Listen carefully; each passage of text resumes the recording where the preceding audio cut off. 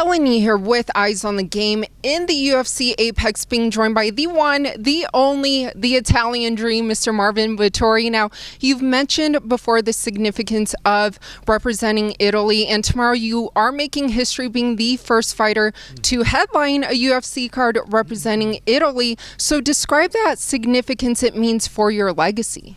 Yeah, no, it means everything to me. You know, I know Saturday I'm making history, and it's massive. It's just, it's a lot of energy that I'm bringing into the cage on Saturday. So it's beautiful, man. To be the first one to represent Italy in a main event, it just, I know I'm making history, and it means the world to me. Yes, speaking of history, the Italian dream, you've also launched your apparel. I like it.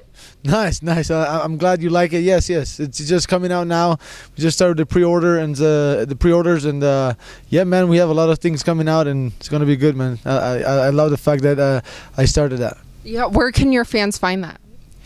Well, the site is the ItalianDreamApparel.com, and so yeah, they can find everything over there. Yes, now looking at your opponent, Jack Hermansson, who you fight tomorrow, you guys do have a bit of history, even leading back to Venator 3. I believe that's when you made your middleweight debut. You guys both fought on that same card. Did you ever feel that you guys would meet down the line and here in the UFC? I knew it. There's an interview of both of us where they asked me if I wanted to face him, and I'm like, well, you know, if it happens, I'm more. I feel like it's a good fight, and he said something like, well, I think we're both up and comer, and I don't think it's the best choice for us to meet now. But you know, yeah, I've always I knew before before or later we would have meet up and fought. Well, how do you envision the fight playing out for yourself tomorrow? I think that what I bring to the cage, it's just too much for him to handle, and you know, I'm gonna create occasion, and I'm gonna pick them and finish him. You know, that's the goal, and that's how it's gonna go down.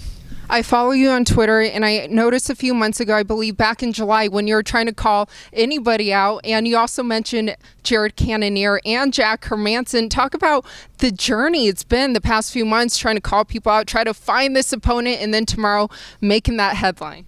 Yeah, no, it all turned out for the better, and I'm happy that way. You know, I was happy if we fighting Jack Hermansson. It was a big fight, but this is a step up on everything, and I'm just happy, man. I just have to, like I said, make it count and make it a masterpiece on Saturday, and you know, it'll be a memorable day and a great memory for until I'm alive. So it all comes down, you know, like the job is far from done, and you know, we made weight, we went all the way, we finished the camp and everything, and tomorrow it's gonna happen, and it's gonna go down as one of the greatest Italian fighter ever. So it's gonna be great. Yes, and speaking of history, lastly, I know that you've mentioned before Fedor was someone who inspired you to get into this sport.